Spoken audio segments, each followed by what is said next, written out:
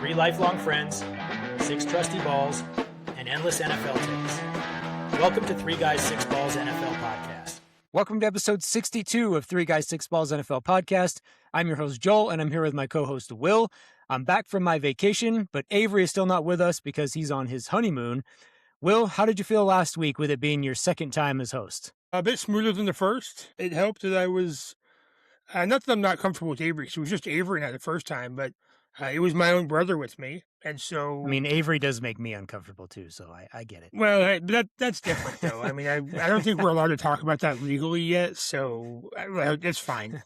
It was, just me and my brother, and so we just hung out. We chilled. It was all good, so I don't know. It was fine. Felt good. Felt fluid. Did I get the closing right this time? You did. You did remind everybody to keep their balls played with, so I was proud of you.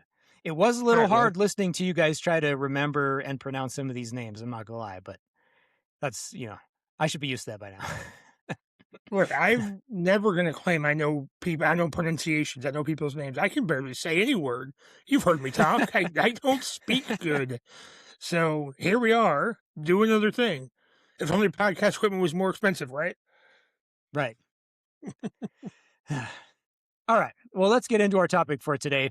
So the 2026 NFL draft just happened a few weeks ago. And so now that we know what teams these guys are playing for, it gives us a little bit more clarity on the role these rookies are going to play during their rookie seasons.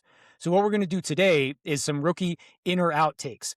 And I want to shout out the Cheeseheads and the Bear podcast because they do these in or out takes all the time. So that's kind of where I got this idea from. So what we're going to do is, Will, I'm going to give you a take, and then you tell me if you're in or out on that take and why.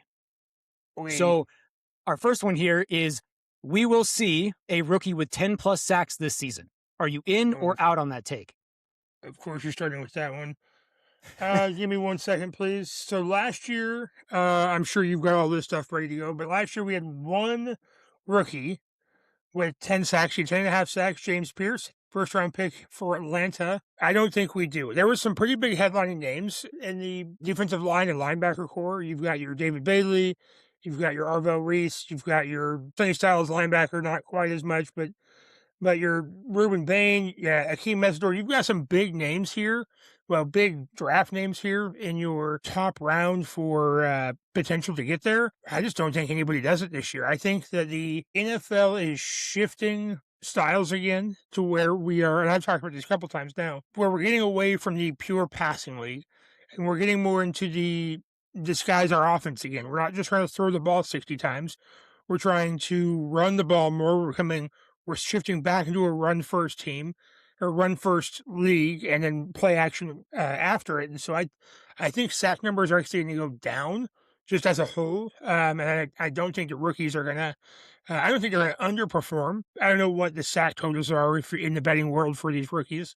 I'm sure the numbers are out there. I'm not quite that degenerate of a gambler, but I don't think we get anybody with 10.5 sacks or 10 sacks this year, rookie-wise at least. Yeah, I'm going to go out on this one as well.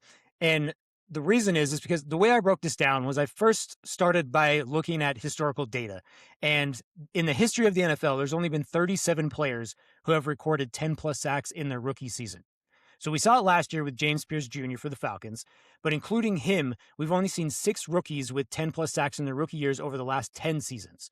So those 6 players are James Pierce Jr., Micah Parsons, Max Crosby, Josh Hines-Allen, Bradley Chubb, and Joey Bosa.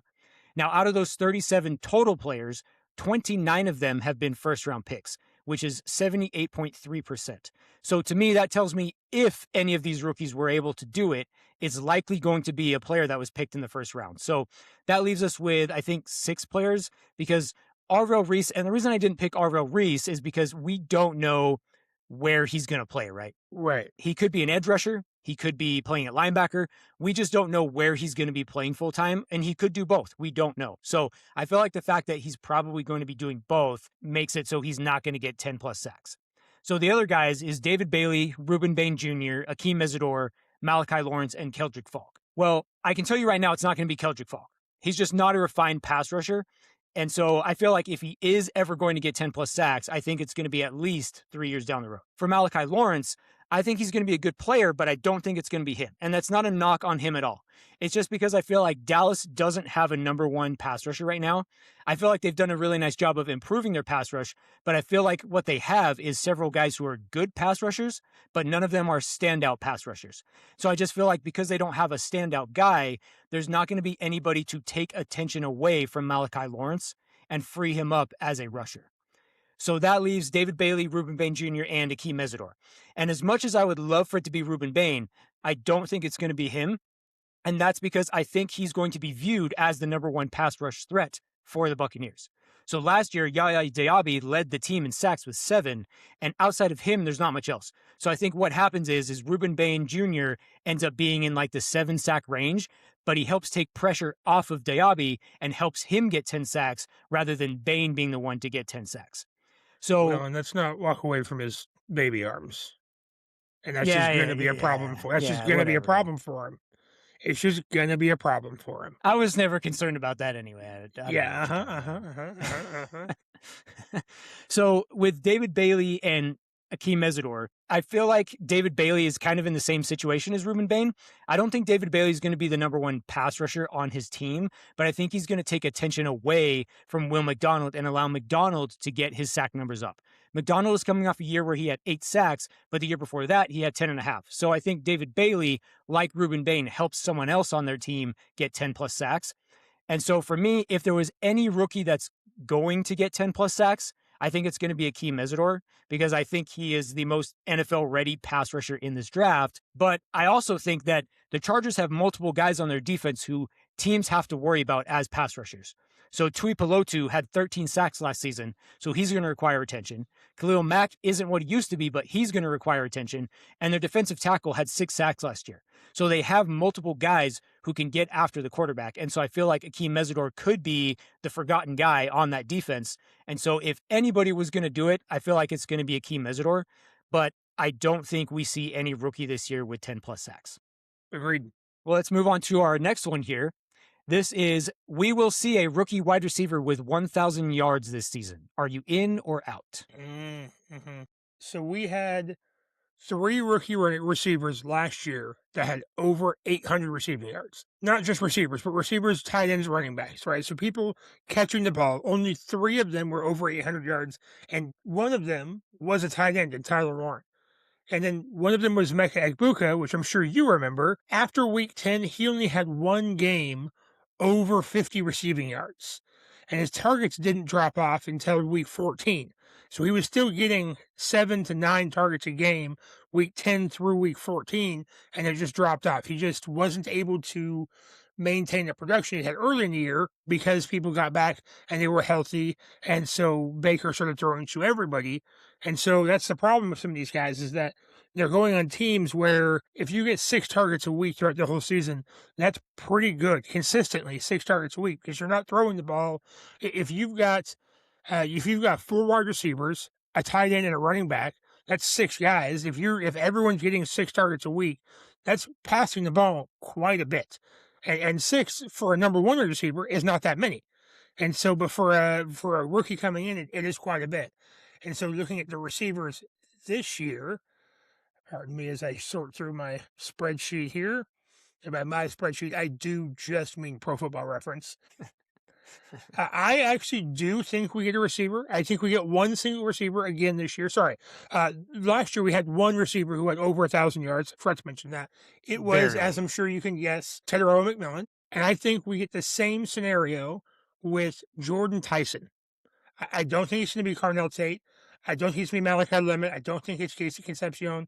I think we're going to get Jordan Tyson for New Orleans because we saw the increase of productivity of Tyler Shuck, as much as it pains me to say, at the very end of last year. They kind of said, you know what? Rattler's out. You're in. Let's see what you can do. And he performed pretty well. And I think we're going to continue to see productivity go up for Tyler Shuck, that is. And I think Jordan Tyson is going to reap the benefit. I can remember quickly here who all that is their drafted players. I don't know who all the receivers are on New Orleans anymore, the Saints, but they can't be that good. Let me tell you. Is the Olave still there? Yes, but if you look up the depth chart for the Saints, I guarantee you, after Chris Olave, tell me a name that you've heard of after Chris Olave and Jordan Tyson. Okay. There's maybe Oh. one. Oh, if There's I maybe look up, one. sorry. I thought you were going to list them. I guarantee you that, especially the average fan, never heard of any of these guys. Guarantee you. The career high for all of the guys after Olave is 475 yards. And after that, there is a significant drop off to the next guy. The thing about the Saints is that they got ETN. Am I saying that right? Is this the ETN? I don't know. I don't know anymore. No, this I is don't the know HN. anymore. This is the HN ETN. Yes, That's apparently right. it's HN. Right. But This is I think the that's HN ETN. I think that's fake. I don't know. That can't be real. Whatever. It doesn't really matter. He has said that it's HN. Who am I to say There's no he's way wrong? that Devon Hn and Travis Hn's name are the same. That's just not possible. Newly acquired running back from Jacksonville, Travis Jr. And Alvin Kamara. Now Kamara's not the running back he used to be, and I think they're going to use him more as a receiving back anyway, as he's been pretty much his whole career. So I think they will take away from Olave and from Jordan Tyson.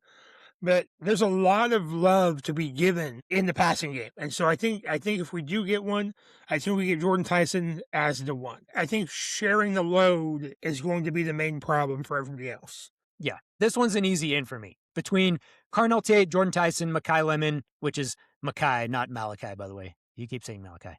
But Did I say Malachi? Yeah, you said Malachi last week. You said it this week too. My bad. You've also got It's Omar Cooper Jr. It's because of Malachi Lawrence that I keep saying Malachi Lemon. Okay. I know his name's Makai Lemon, but you said Malachi Lawrence earlier, and so now it's just in my brain. So it's your fault, not mine. That's just how this works. Okay, fine. Whatever. But anyway, between Carnell Tate, Jordan Tyson, Makai Lemon, Omar Cooper Jr., Casey Concepcion, Denzel Boston, I feel like there has to be at least one guy who's going to get 1,000 yards this year. And I agree it's going to be Jordan Tyson. Again, if you look at the depth chart in the wide receiver room for the Saints, pretty much everybody has never heard of any of these guys that are on their depth chart aside from Chris Olave. So I feel like Jordan Tyson is going to have a lot of opportunities. He's going to have a lot of targets. He's going to have a lot of catches, which most likely means he's going to have a lot of yards. So if Jordan Tyson is healthy, I think he easily gets over 1,000 yards. Now, Will, I'm curious, if I was to raise the number from 1,000 to 1,200, would you still be in? Ooh, I don't think so.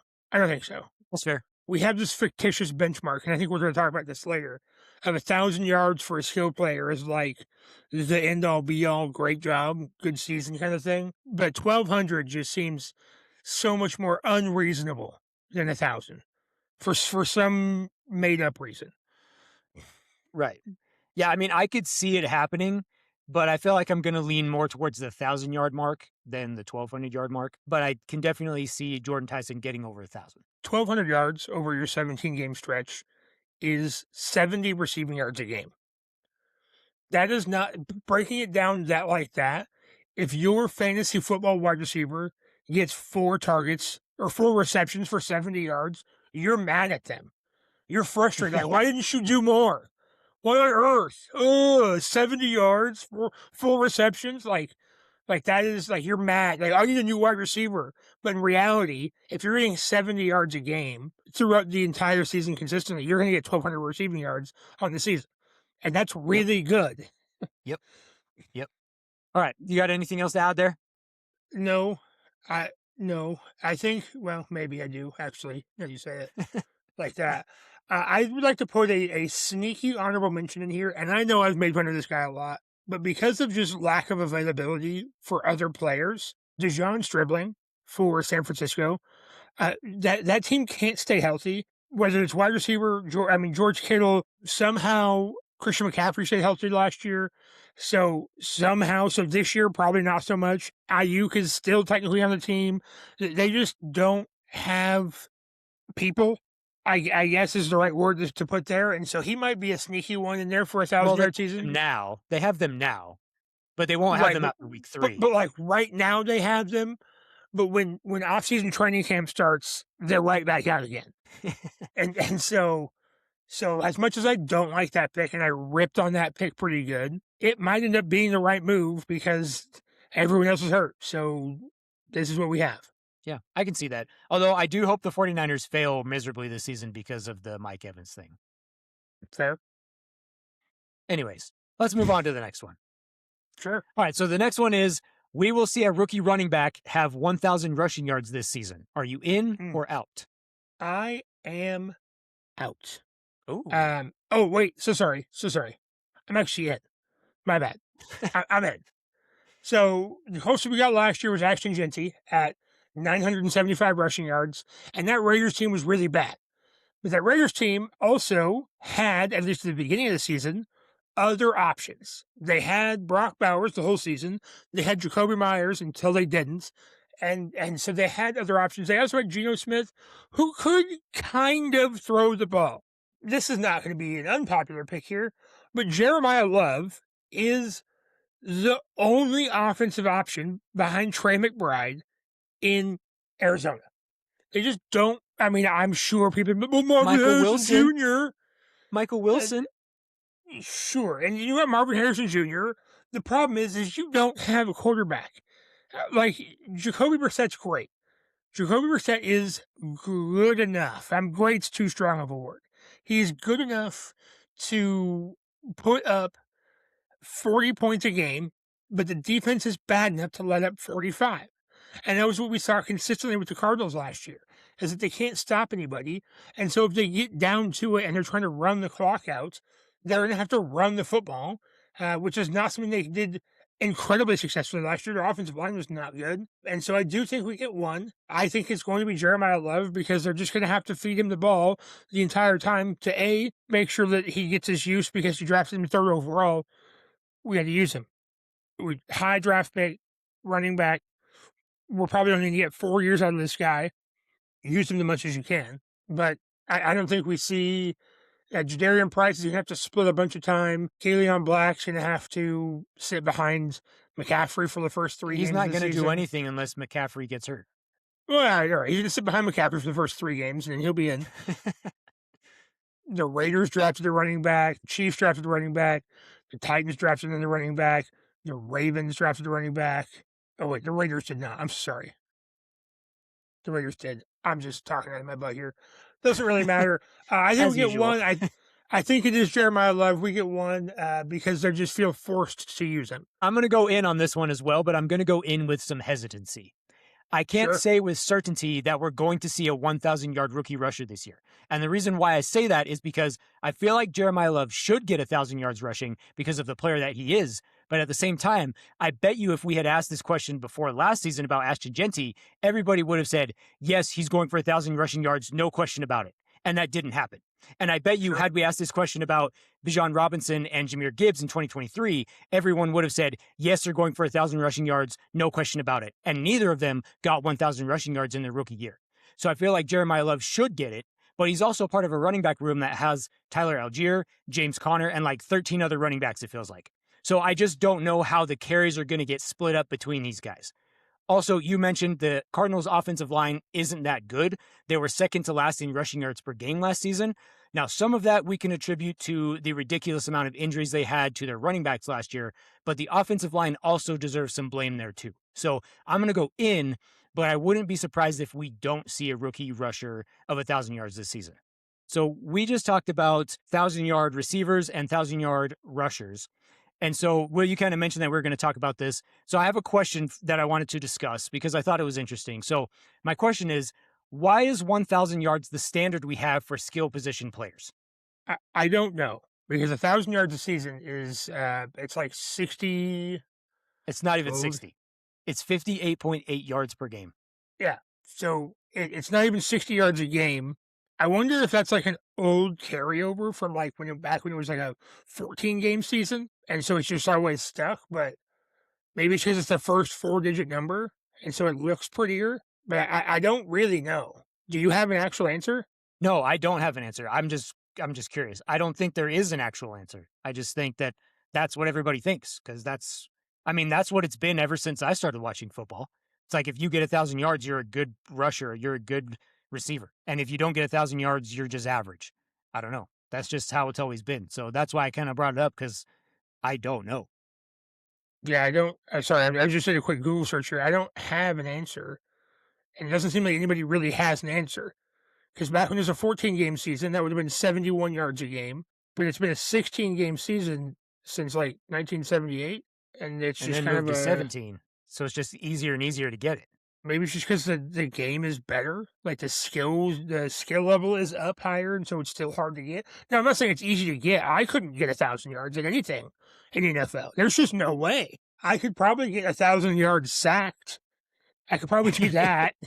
I could get 1,000 negative yards as a running back. You could get a receiver to get 3,000 receiving yards on you. Yes, for sure.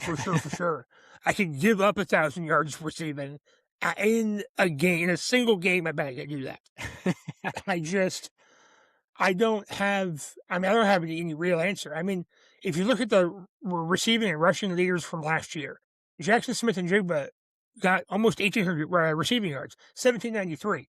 And then the rushing leader, James Cook, got 1,621. So we're well past the 1,000-yard mark. I don't think we would see 1,000-yard, like 1,008 or whatever. If you're getting 1,000, just over 1,000 yards, that's a good benchmark. But you're not winning awards with that. You might make the Right. Pro Bowl, but who doesn't make the Pro Bowl? People are turning that down now. I'm just not doing that. That is something that we could do in the NFL, is make the Pro Bowl. Chances are, honestly, I could make the Peyton Hillis Madden cover if I get my whole city to rally around me. I don't know. It's a spectacular thing, but it's more spectacular. I feel like, at least, again, I'm a very involved fantasy football player. You know this. I play in multiple leagues every year. If I'm looking at a 1,000-yard receiver, that's going to be like my number 3 receiver, number 4 receiver on my team. They're not in my starting lineup. And so I think it's just a carryover from back when it actually, and now, again, it doesn't mean nothing, but back when it actually meant more, that it's like, okay, well, yeah, you did 71 yards a game. That's great. Now it's like you didn't even get 60 yards. Going back to what I said earlier, if my receiver gets 58 yards on 5 receptions or 58 yards on 10 rushes, I'm looking at you, Marion Brover. I'm so mad. Like, what are you doing? Why are we not getting more yards? You are the starting running back for an NFL franchise. There are 32 of you. Do better. But again, look at me. I'm not out there doing it. I'm just sitting behind my keyboard saying, why is this guy not better? So I don't know. Yeah, I just find it funny that when we look at a player who has 1,000 yards, everyone says, oh, he had 1,000 yards, so he's a good player. But when you look at a guy who had 900 yards, people say he's an average player. And I'll give you the perfect example. Tet McMillan versus Emeka Ibuka.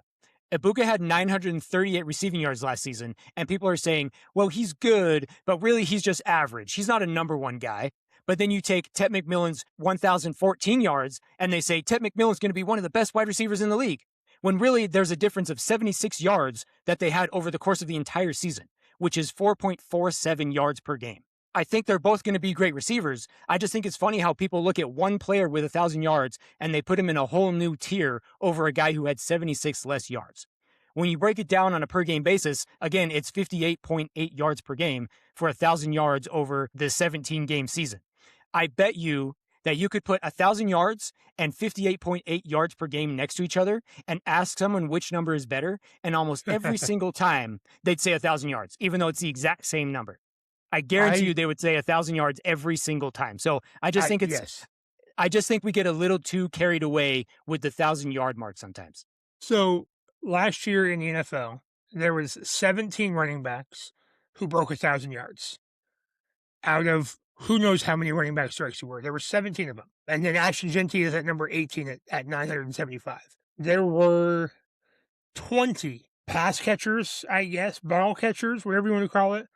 20, because one of them is a tight end. Ball touchers is what we say around here. Ball touchers, there it is. Well, see, running backs touch balls too. So ball catchers. Okay, fine. I just wanted to say ball touchers.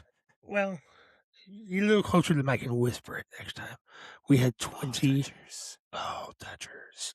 And Alec Pierce being the last one, actually 2 of them, A.J. Brown and Alec Pierce were both tied at 1,003. So out of all the receivers, only 20 of them got 1,000 yards. And so that's kind of why I think it's probably held as such a spectacle still, is because as much as we're like, yeah, it's okay, only 20 people did it last year. Only 20. And one of them was a tight end. And with running backs, only 16 of them did it. 17 of them did it. Yeah, 17 of them did it. And so 32 teams, only 17, and I don't think there are any multiple 1,000-yard rushers from last year. The only one that would come to mind is Seattle. They didn't do it. Nope, Charbonnet only had 730. So yeah, I get why it's still a big deal, but it almost feels as if it's still overblown. It's not nothing, that's for sure, but it just feels like it's kind of gone by the wayside. Like you said, 58.8 yards a game doesn't feel like a lot. Right, exactly. Anyways, let's move on to the next one here. So this next one is, we will see a rookie skill position player get 10 plus touchdowns this season. Are you in or out? Ooh, are we talking total touchdowns, or are we talking Yes. one Total or the touchdowns. other? Total touchdowns. I'm in, actually. Ashton Genty got 10 total touchdowns last year, 5 receiving, 5 rushing. If you look at just receiving touchdowns, Tet got closest with 7. Just rushing touchdowns, Travion Henderson and Jackson Dart actually got closest with 9. I don't know if you count quarterback in your skill position or not. No, I'm not. That's why I said skill position, because I'm not counting the quarterback. I think I am. Well, Travion Henderson actually got 10. So we had 2 running backs last year that got 10 total touchdowns. Travion Henderson. Oh, I'm just a liar. There's more than that, because R.J. Harvey got 12. So we had 3 of them last year with Ashton Genty, R.J. Harvey, and Travion Henderson. Travion Henderson, thank you. I know I can read words. I'm in again. I think I'm in with Jeremiah Love, actually. I also could be easily convinced that Kaleon Black for Seattle. I feel like that could be a sneaky steal a couple touchdowns off of Charbonnet. Wait, you mean Jadarian Price? I do mean Jadarian Price. Thank you for that. Appreciate it. Yep, I was looking at the wrong game. I don't think it's in the same division. It's all the same. Yeah, I don't think we get any individual.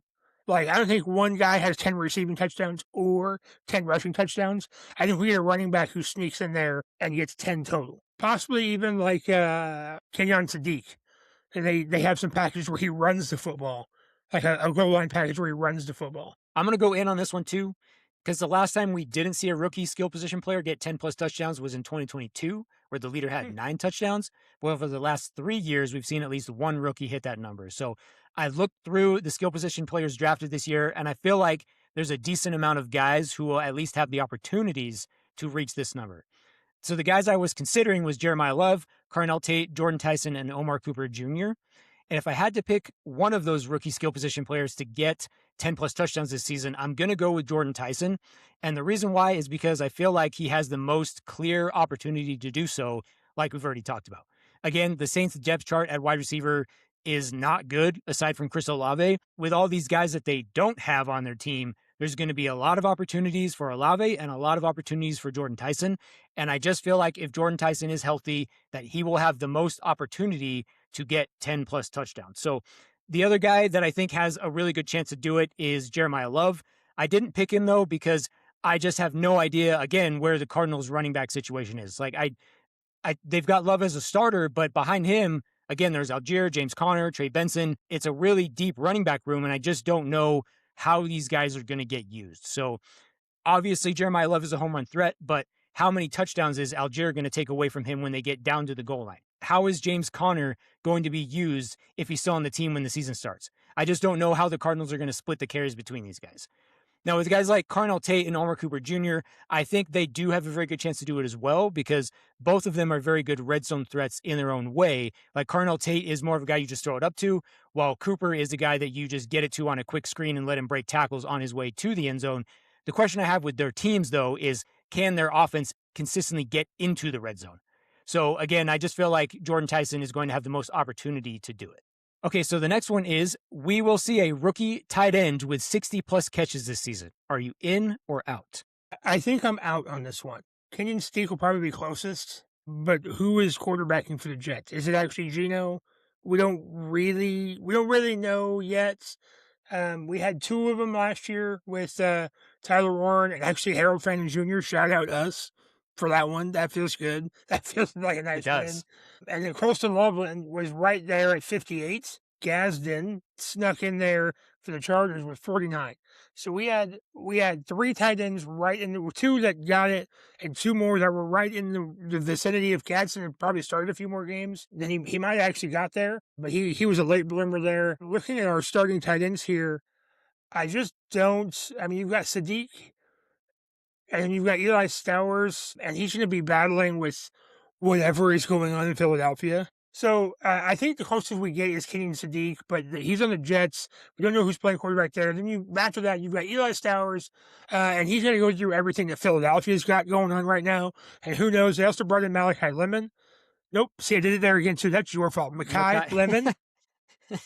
They brought in Makai Lemon as well in the first round. And so you're going to throw more to your first round first round receiver than your second round tight end. And I just don't think any of these other tight ends are going to get a fair shake to get a full 60. The Rams, for some reason, drafted another tight end. So now they've got like 8 on the roster. And so there's just too much time to share there. They're at like 30 right now. And so I think the closest we're going to get is Kenyon Sadiq. But because he's on the Jets, I just don't think it's going to happen. Yeah, I agree with you. I'm going to go out on this one. Over the last 3 seasons, we've seen at least one tight end get 60-plus catches in their rookie year. And just looking at the tight ends from this year's class, there's only 2, like you mentioned, that I think could get it, and it's Kenyon Sadiq and Eli Stowers. But I'm going to go out, and I think Kenyon Sadiq would be most likely, like you agree with as well. But looking at the depth chart for the Jets, this might be the most weapons that they've had offensively for a long time. They still don't have a quarterback, but their supporting cast actually looks pretty good. So with Sadiq, I just don't know where he's going to fall in the pecking order of targets. Garrett Wilson is obviously the number one guy, and then you've got Omar Cooper Jr., who does his best work in the short area where he can just get the ball quickly and make plays, and then you've got Breece Hall, who gets a lot of catches out of the backfield. They also have Mason Taylor, who, believe it or not, led the Jets in receptions last season with 44. So Sadiq is going to complement these guys, but I don't think he's going to get 60-plus catches in his rookie year because I just don't know where he's going to fall in the order of targets. If we were to say 50-plus catches, I'd probably go in, but I don't think he gets to 60. I think I'm still out. I think I'm still out at 50. I just don't trust the Jets. If Sadiq was on a different team, if you put him on Miami, okay, who right now is projected to be the number 1 pick in next year's draft. That's how little people are giving credit to Miami. I think Sadiq could get there. I just have no faith in the Jets because they've proven to be garbage consistently. I do believe my entire life, except for a few years when Mark Sanchez was there, but we're not allowed to talk about that guy anymore. So just say butt fumble and everybody knows who you're talking about. That's the one. I mean, yeah. Yeah, I totally understand that. If we were going 50-plus catches, I would still go in with Sadiq. If it was Eli Stowers, I would still go out if it was 50-plus catches, just because as of right now, the Eagles have A.J. Brown, Devontae Smith, Dallas Goedert, and they all had 60-plus catches last season. But even if you take A.J. Brown out, they put Makai Lemon in, and they added some really good depth to their receiver room with Hollywood Brown and Dontavian Wicks. So I think Stowers is going to have a role for the Eagles, but I don't see it being a big enough role for him to get 50 or 60 catches this year. Dallas Goedert is on a 1-year deal, and I think the Eagles drafted Stowers to be the starting tight end after this year when Right. Goedert is probably not there anymore. So I think he could get 50 catches or 60 catches in the future, but not this year. I mean, in the entirety of the NFL, we only had 46 players get 60-plus catches. That's tight ends, wide receivers, and running backs. So across everybody, only 46 of them did. So that's not an easy benchmark to cross, but it's not undoable, obviously. All right, let's move on to the next one. So this one is, we will see a rookie quarterback start 12-plus games this season. Are you in or out? I hope not. That's kind of where I sit with that. Man, I just so don't want that to happen. I don't even know how else to say that. I mean, I would assume Fernando Mendoza has the highest opportunity, followed by Carson Beck and Drew Aller. I guess. Carson Beck is who I had at number 2. I think the NFL is going to be a better product if none of these 3 guys start any games next year. Absolutely. So, for the love of ball, for the sake of ball, I'm going to be out on this one. Okay. I'm actually going to go in on this one because I feel like Fernando Mendoza is going to start at least 12 games this season. The Raiders say they're going to sit him, but when the Raiders are 1-4, maybe 0-5, and Kirk Cousins isn't playing well, the Raiders will make the switch. Just look at what the Giants did with Jackson Dart last year. Their plan was to sit him, and they did to start the year, but Russell Wilson played like trash, and the Giants started 0-3, and so the Giants said, get this guy out of here. Let's put our rookie quarterback in and see what he's got. So Carson Beck would be my number 2 guy. Jacoby Brissett was actually pretty good last year, and so that's why I didn't put him first. But I can see the Cardinals putting him in after they've had a bad start and just trying to tank the season so they can get a better draft pick in a loaded 2027 draft class. Although, after the post I put out about the Cardinals losing the draft, I'm really confused on if Cardinals fans think they're going to be good or bad this year. Cardinals fans are telling me they're tanking the season for a quarterback in 2027, but then they're also saying that their team is actually really good, and the only reason they only won 3 games last year is because of injuries. They're out here saying picking Carson Beck in the 3rd round was a great pick, and he's going to be the best quarterback from this draft class, but they're also saying they're going to play him so that they can tank the season. So I truly have no idea what Cardinals fans think of their team. Are they tanking, or are they not tanking? I have no idea, because they're giving me mixed signals here. So I don't know what Cardinals fans think. I mean, tanking or not, the Cardinals are last in the division. Yes. The Cardinals could try their hardest to win every game, which I think the players do. I don't think players tank. I think organizations tank. I don't think head coaches tank. General managers, maybe. I'm iffy there. But ownership, I think those guys lean into we could get this guy if we do bad. But that doesn't benefit any of these people whose jobs are on the stake. Now, I don't think is it Kubiak, right? No. Yeah, Kubiak's head coach down there. And for the Raiders? No. It's LaFleur. LaFleur? LaFleur's in Arizona. Yep. Yes. It's LaFleur in Arizona. Too many new guys. I don't think LaFleur's job is at risk no matter how the season goes for Arizona. I think 0-17, they keep LaFleur at least one more year, truly. Because I believe that, because look at the product that he is being given by his bosses. The general manager is putting together this kind of team. They, whether LaFleur liked it or not, they drafted Jeremiah Love at number 3. What am I supposed to do with that when the guy that I want to play quarterback in Jacoby Brissett, I assume he wants him to play quarterback, wants starter money, but you guys are unwilling to pay him? What am I supposed to do when my next guy up is Carson Beck, who is not NFL style currently? Nothing he can't be. Good. I'm trying to be soft here, right? I'm shredding him apart, but I'm trying to be soft about it. Just shred just shred him. I just think that the organization might be going one direction, but the players won't. So even if the players are not trying to tank, they're still 4th in the division. Maybe they get more than 3 wins this year. I haven't looked in depth at the Cardinals schedule yet, but I don't think anybody's holding their breath when, oh no, the Cardinals are on our schedule. Oh no, we have to go to Arizona. Oh man, nice weather in December. Dang it. They're not scaring anybody, is my point. Right. All right, let's move on to the next one here. So this one is, we will see a rookie head coach with 11 plus wins this season. Are you in or out? I'm in, actually. Now, we're not counting Falcons. No, this is just first time rookie head coach. Now, to be fair, I don't think Stefanski gets 11 wins this year. I think Stefanski's not a fraud, but he fumbled the Browns so bad they didn't want him to head coach there anymore. So let's leave that for what it is. I think it's going to be Joe Brady, because we're getting a very much Jimmy Johnson, Barry Switzer moment, where Barry Switzer stepped in and ended up winning the Super Bowl, not the next year, but the year after, because of the team Jimmy Johnson built. This is the team Sean McDermott and Brandon Beane built in Buffalo. And now Joe Brady, who's been part of the staff, now gets to be the dad in the chair instead of the older brother. Now he's the dad in the chair and gets to run the team the way he's seen it run. All he has to do is whatever Sean McDermott did, 5% better. That's it. That's all you have to do. McDermott got that team to the playoffs almost every single year, if not every single year he was there. I don't know specifically. And so Joe Brady just has to let his team function the way it's been functioning, but 5% better and mostly on defense. And then you're going to get 11 wins almost guaranteed. You play Miami twice and you play the Jets twice.